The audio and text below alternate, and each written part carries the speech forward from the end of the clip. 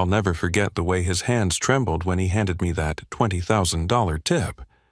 Vernon Caldridge, 84 years old, sitting in the back seat of my beat-up Honda Civic that still smelled like the failure of my landscaping business. The October rain was hammering the windows so hard I could barely hear him speak, but his words cut through everything like they were meant just for my soul. "You remind me of someone I lost," he whispered, pressing his business card into my palm with those shaking fingers. His eyes were wet with tears he was fighting not to shed, and something about that moment felt bigger than both of us, like the universe had conspired to put us in that exact spot at that exact second. 12 hours later, he was dead. I found out from his lawyer calling me at 6 in the morning, and suddenly I was sitting in a downtown office made of marble and leather, learning that this stranger had left me $89 million. My hands went numb when they said the number. My brain couldn't process it. I kept thinking they had the wrong person, that any second someone would walk in and explain the mistake. But when his lawyer, Atticus Brenfield, told me why Vernon chose me, when he read that handwritten letter Vernon had composed just hours before his death, I collapsed right there in that expensive leather chair. I sobbed like I hadn't since I was 5 years old, and my grandmother passed away. The security guard actually came running because they thought I was having a medical emergency. The truth Vernon discovered about my family, about a connection neither of us knew existed until his final day on Earth, changed everything. I thought I knew about fate, about failure, and about the strangers who passed through our lives. This bitter, dying old man hadn't just given me money. He'd given me back my faith in second chances, and he'd done it because he saw something in me that I'd stopped seeing in myself months ago when the banks foreclosed on everything I'd built. 6 months after watching excavators tear down the greenhouse I'd built with my father, Rupert, I was sleeping in my car behind a Walmart. The leather seats of my 2015 Honda Civic had become my bed, my office, and my prison all rolled into one. Every morning, I'd wake up to the sound of delivery trucks backing up, their beeping alarms my new alarm clock. I'd drive to the McDonald's down the street, buy a $1 coffee, and use their bathroom to shave and brush my teeth like I was getting ready for a real job instead of another day of driving strangers around Minneapolis. My landscaping business, Henley Gardens, had employed 12 people at its peak. We had contracts with 5 country clubs, 24 residential estates, and the city's botanical garden. My younger brother Deacon had run our equipment maintenance, keeping our fleet of trucks and mowers running smooth as silk.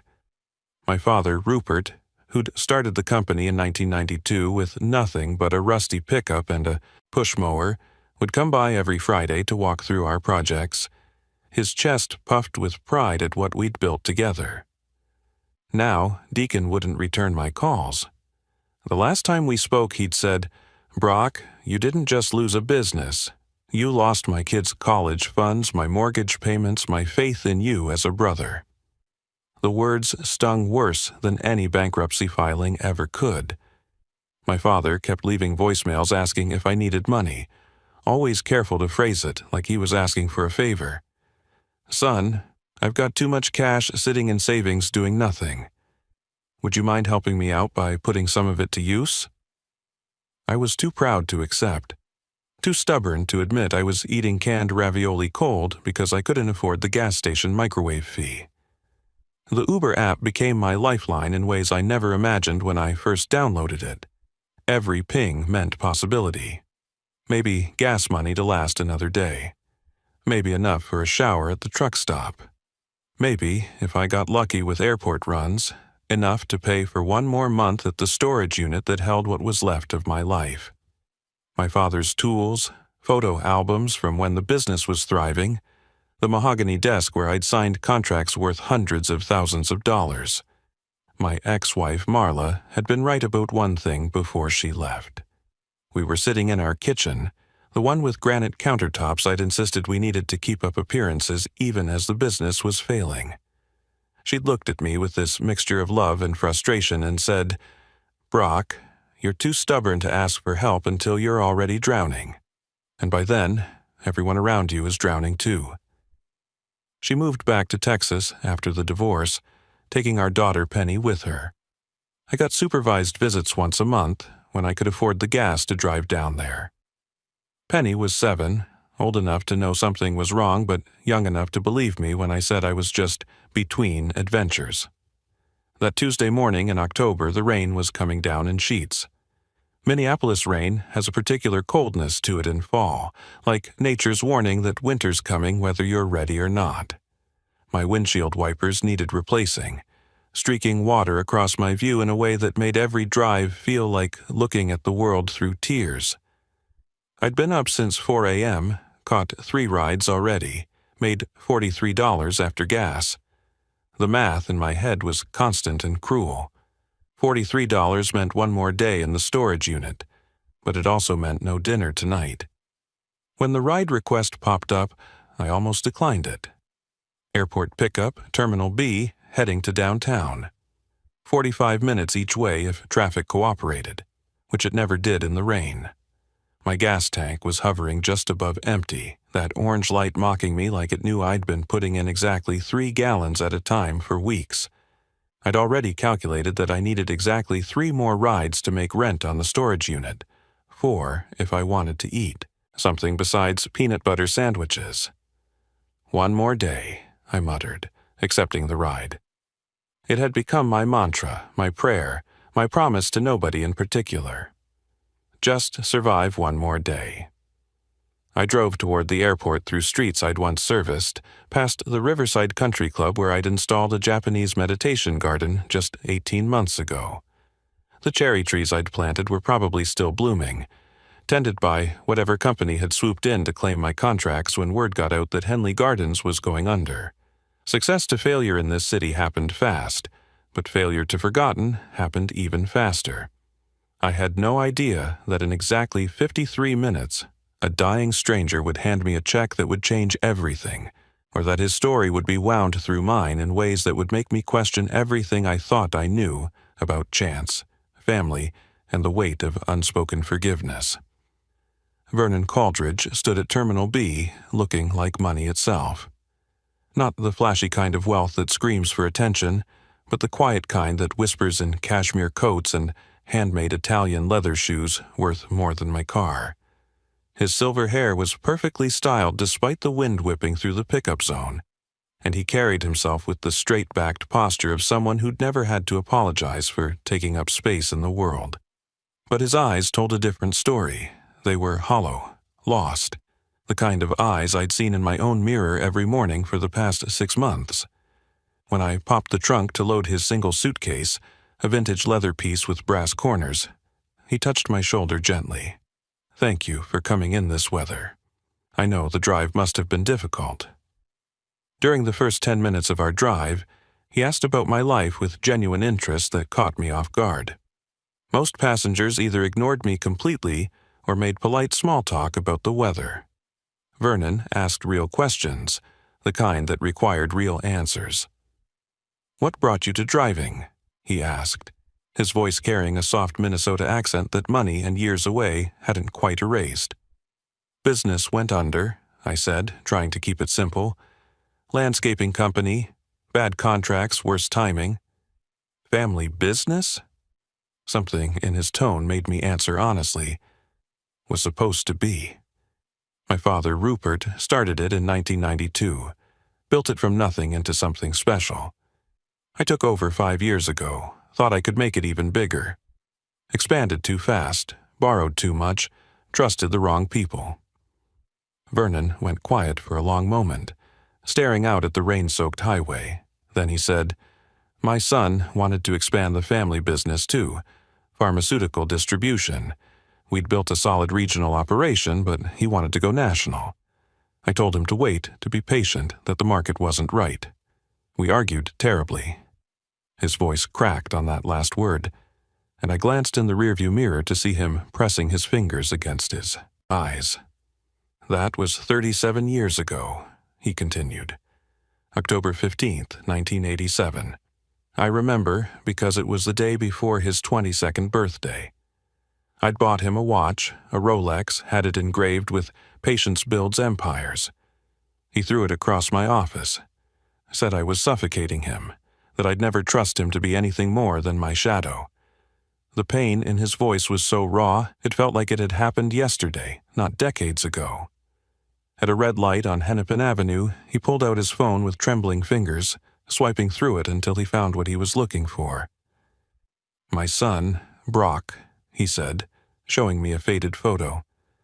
"He'd be about your age now." My stomach dropped like I'd just driven off a cliff. The young man in the photo could have been my cousin, my brother, me on a different timeline. Same brown eyes with gold flecks, same stubborn jaw, same rough hands that looked like they knew real work despite the expensive clothes. "His name was Brock," I managed to say. "Brock Timothy Caldridge. Died in a motorcycle accident 3 weeks after our fight. He'd been drinking, angry, trying to prove something to someone who would never get the chance to see it." Vernon studied my face in the mirror with an intensity that made me grip the steering wheel tighter. "You have the same eyes. Brown, with those little gold flecks that caught the light when he was excited about something." The conversation turned intense without either of us meaning for it to. Vernon asked about my father, about our relationship, about whether we'd reconciled after the business failed. I found myself telling this stranger things I hadn't even admitted to myself. How I'd failed the family legacy. How my brother Deacon blamed me for losing his job and his stability. How my father still defended me to everyone at church and the hardware store despite my spectacular failure. "He sounds like a good man," Vernon said softly. "The best," I agreed, which makes disappointing him even worse. "Pull over," Vernon said suddenly as we neared downtown, his voice urgent but not demanding. "Please, just for a moment. I need to catch my breath." I found a Walgreens parking lot, pulled into a spot away from the other cars. The rain drummed on the roof like impatient fingers. Vernon was breathing hard, not from physical exertion but from the weight of whatever he was carrying. "I flew here to visit his grave," he said finally. "First time since the funeral.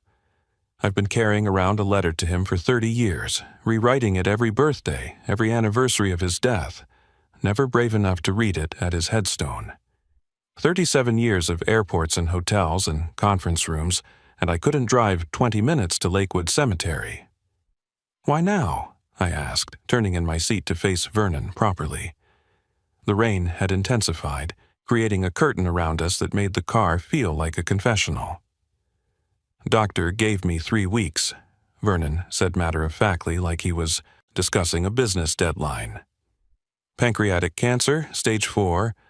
Apparently it's been growing for months while I was busy reviewing quarterly reports and acquisition proposals. Funny how your body can be dying while your mind is still planning for next year's expansion." The words hit me like a physical blow. This man, this stranger who'd just shared his deepest regret with me, was counting his remaining days in hours.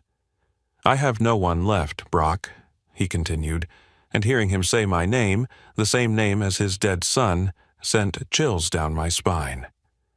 "My wife Eleanor died 10 years ago. Heart attack in her sleep.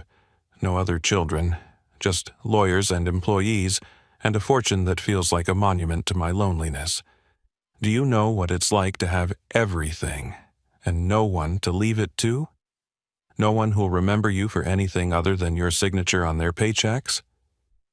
He pulled out his checkbook from his coat pocket, a leather-bound thing that looked older than me.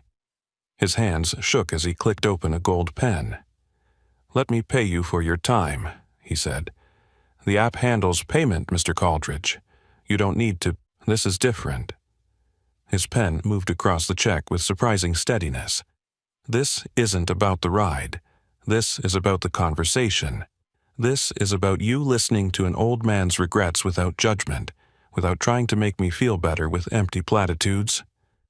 He tore the check out carefully, folded it once, twice, then handed it to me. "Promise me you won't look at it until you get home. Promise me that tonight, before you go to sleep and wherever you're sleeping, you'll call your father. Tell him you love him. Tell him you're sorry. Tell him anything except nothing." His eyes were fierce now, urgent. I would give everything I have, every dollar, every property, every investment, for one more fight with my son about expansion plans. Just one more chance to say, "You were right, Brock. I should have trusted you. I should have seen that your impatience came from passion, not disrespect." Then he handed me his business card, expensive cardstock with raised lettering. "If you ever need anything, I mean that, not money, not a loan, but if you need someone to talk to who understands what it means to fail at the only thing that matters." I drove him the rest of the way to the Graves Hotel downtown, neither of us speaking, but the silence felt full, not empty. When we arrived, I insisted on helping him with his bag despite the bellhop rushing forward.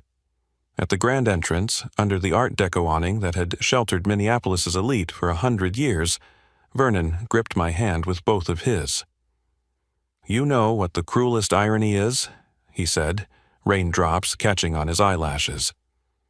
"I spent 37 years building an empire worth hundreds of millions, and I'd trade every penny for one more argument with my son about expansion plans. For one more chance to see him storm out of my office, knowing he'd storm back in the next day with new spreadsheets and fresh determination." He squeezed my hand harder. "Your father is alive, Brock. He's breathing, he's waiting, he's hoping. Don't make him wait 37 years for a ghost to visit." After he disappeared into the hotel, I sat in my car for 20 minutes, engine off, just holding the folded check and his business card. Finally, I drove back to my usual spot behind the Walmart, waited until the parking lot was quiet, and unfolded the check. $20,000. The amount was written in Vernon's shaky handwriting, but the signature was bold, decisive. $20,000 from a stranger who saw his dead son in my eyes. I called my father at 10 p.m. knowing he'd be awake, probably in his workshop, tinkering with something to avoid thinking about his failed son. When he answered, I couldn't speak for 10 seconds. "Brock," he said, concern flooding his voice. "Son, are you okay?" "Dad," I managed, and then everything poured out. Vernon, the photo of his son, the check, the weight of generational disappointment, the fear that I'd ruined everything our family had built. I sobbed into the phone like a child, sitting in my car in a Walmart parking lot, rain still hammering the roof. "I'm coming," my father said simply. "Where are you?" He drove 2 hours through the storm from St. Cloud, found me in that parking lot, and held me while I cried about my failures, about Vernon's ghost son, about the stranger who'd given me money I didn't deserve and a mission I didn't know how to complete. The next morning, my phone rang at 6 a.m., yanking me from the deepest sleep I'd had in months. I'd spent the night at my father's house in St. Cloud, in my childhood bedroom, with the same baseball trophies on the shelf and faded posters on the walls. The caller ID showed an unknown Minneapolis number. "Mr. Henley? This is Atticus Brenfield from Brenfield & Associates. I'm Mr. Vernon Caldridge's attorney. I'm afraid I have difficult news. Mr. Caldridge passed away last night." My hands went numb. The phone nearly slipped from my grip. "Last night?" But I just dropped him off at the Graves Hotel yesterday afternoon. He went peacefully in his sleep. The hotel staff found him this morning when he didn't respond to his scheduled wake-up call. "Mr. Henley, I need you to come to my office this morning. Mr. Caldridge made significant changes to his will yesterday evening, and they concern you directly." The drive to Minneapolis felt surreal. My father insisted on coming with me, sitting quietly in the passenger seat of my Civic, occasionally reaching over to squeeze my shoulder. The $20,000 check was still in my wallet, uncashed, feeling heavier than paper should. Brenfield & Associates occupied the top floor of the IDS tower, all marble and mahogany, the kind of place that made you whisper involuntarily. Atticus Brenfield looked like he'd been more than Vernon's lawyer. His eyes were red-rimmed, his usually perfect suit slightly rumpled. He looked like he'd lost a friend, not just a client. "Mr. Caldridge called me at 8 p.m. last night," Atticus began. gesturing for us to sit in leather chairs that probably cost more than my failed business's monthly payroll. He was quite insistent about changing his will immediately. I tried to suggest we wait until morning, but he said, and I quote, "I've waited 37 years too long already. Not one more night." Atticus opened a manila folder with documents covered in legal language and Vernon's signature at the bottom of each page. "Mr. Henley, Vernon Caldridge has left you his entire estate. $89 million in liquid assets, properties in 7 states, and controlling interest in Caldridge Pharmaceutical Distribution." The room spun. My father grabbed my arm to steady me. "That's impossible," I said. "He didn't even know me. We met yesterday, one conversation, one ride from the airport." "He knew more than you might think," Atticus said, pulling out a handwritten letter on Vernon's personal stationery. "He left this for you. He insisted I read it to you personally, not just hand it over." Atticus cleared his throat and began reading in Vernon's words. "Brock, I know you'll try to refuse this, so I'm going to tell you something that will change your mind. After my son died, my wife Eleanor and I hired a private investigator. We wanted to know about his last weeks, the things he didn't tell us, the life he was living outside our arguments about business. We learned he'd been secretly dating a girl named Jennifer Henley. She was 19, worked at a flower shop near the university. She was pregnant when he died. My whole body went cold. Jennifer Henley was my father's younger sister. She'd died when I was 10, but I remembered the stories whispered at family gatherings, how she'd had a baby at 19, gave him up for adoption, never told anyone who the father was. My father's hand tightened on my shoulder. Atticus continued reading. Jennifer disappeared after Brock's death. We searched for years but could never find her. She'd moved, changed her phone, vanished completely. Eleanor never forgave herself for not trying harder. We could have helped her, supported her, been part of the child's life. Instead, our pride and grief made us hesitate, and we lost our only connection to our son. Yesterday afternoon, after I left you, I had my investigators run one more search with modern technology we didn't have in the 80s. They found Jennifer's records. She died in 2005, but before that, she'd given birth to a son on June 15, 1988. She gave him up for adoption to a family in Portland. The boy's name is Sean Matherson now. He's 36, married, has 3 children of his own. My father stood up abruptly, pacing to the window. "Jenny never told us," he whispered. "She never said who the father was, just that he was gone." Atticus kept reading. "Your cousin, the one your Aunt Jennifer gave up, that was my grandson. He looks exactly like my Brock did. Same eyes, same stubborn jaw, same hands that no work. I confirmed all of this yesterday afternoon. But here's what convinced me to change my will. You could have taken advantage of an old, dying man yesterday. I was vulnerable, emotional, clearly wealthy. Instead, you listened, you let me grieve. You reminded me that stubborn sons trying to prove themselves to their fathers deserve forgiveness, not abandonment. You are family, Brock, in the way that matters most. You're the man my son would have been, someone who fails, who falls, but who still has enough heart to comfort a stranger in a parking lot while your own world is crumbling." I met Sean Matherson 3 weeks later at a coffee shop in Portland. He had Vernon's eyes and my Aunt Jennifer's smile, the one I remembered from faded Christmas photos where she always stood slightly apart from everyone else, holding a secret that must have been eating her alive. Sean brought pictures of his kids, and looking at them was like seeing Vernon's features filtered through generations, softened but still recognizable. "I always wondered why my birth mother gave me up," Sean said, stirring his coffee slowly. "My adoptive parents were wonderful, gave me everything, but there was always this hole, this question mark. Now I know she was protecting me from a grief that wasn't mine to carry." We stood together at Vernon's funeral the following week. The church was packed with employees, business associates, and politicians, but Sean and I were the only family. Two strangers bound by a ghost's DNA and an old man's final wish for redemption. During the eulogy, I spoke about the 40-minute car ride that changed my life, about how Vernon had given me more than money. He'd given me permission to fail without becoming a failure. With the inheritance, I didn't just restart Henley Gardens. That would have been too simple, too small for what Vernon's gift really meant. Instead, I created the Coldridge Foundation, offering second chances to failed small business owners. Not handouts, but hands up. We provide bridge funding, mentor support, and most importantly, someone who understands that bankruptcy isn't a moral failing, but sometimes just bad timing meeting worse circumstances. My brother Deacon runs the foundation now. When I first approached him with the idea, he stood in his apartment doorway for a full minute without speaking. Then he said, "You're really going to use $89 million to help people who screwed up like we did?"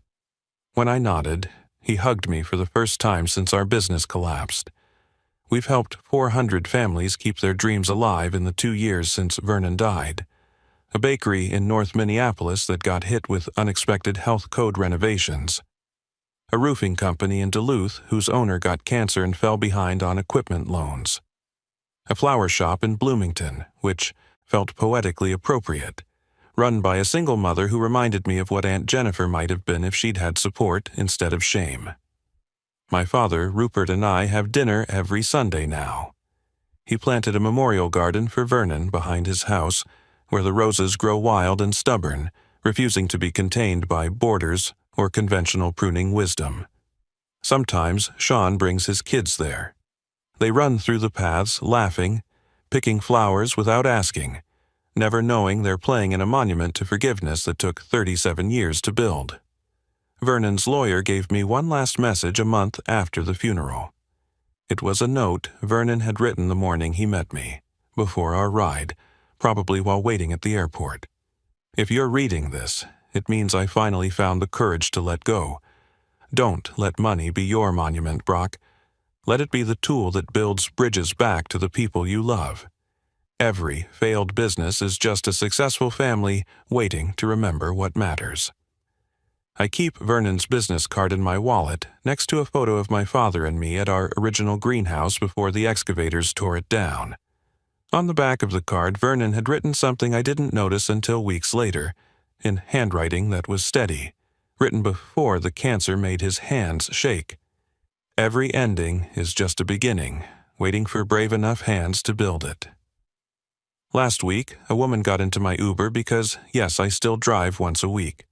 Thursday mornings, early shift, airport runs mostly. It keeps me grounded, reminds me where I came from, and how quickly life can change in the backseat of a Honda Civic. She was crying, talking about her failed restaurant, how she'd disappointed her immigrant parents who'd saved for decades to help her open it. I listened. At the end of the ride, I handed her a business card for the Coldridge Foundation. "Someone once told me," I said, "that stubborn people trying to prove themselves deserve second chances." She looked at the card, then at me. "Why would you help a stranger?" I thought about Vernon, about that rainy October morning, about how a dying man's grief became my salvation. Because 37 years is too long to wait for forgiveness, and sometimes strangers are just family we haven't recognized yet. The greenhouse my father and I are building now, with Deacon, with Sean, with Vernon's money but our hands, stands on the same land where our original business began. We planted an oak tree in the center, with a plaque that reads, "For Vernon and Brock Coldridge, who taught us that some roots run deeper than blood, and some families are built from forgiveness." If this story touched your heart, if it reminded you of someone you need to call, someone you need to forgive or ask forgiveness from, please share this video. Leave a comment about your own second chances, your own unexpected families, and subscribe to this channel because every week I share stories that remind us that our failures are just intermissions, not final curtains. Remember, you're one conversation away from changing someone's life or having yours changed. Sometimes it happens in the most unexpected places, like the back seat of an Uber in the middle of a rainstorm, with a stranger who sees something in you that you've forgotten to see in yourself.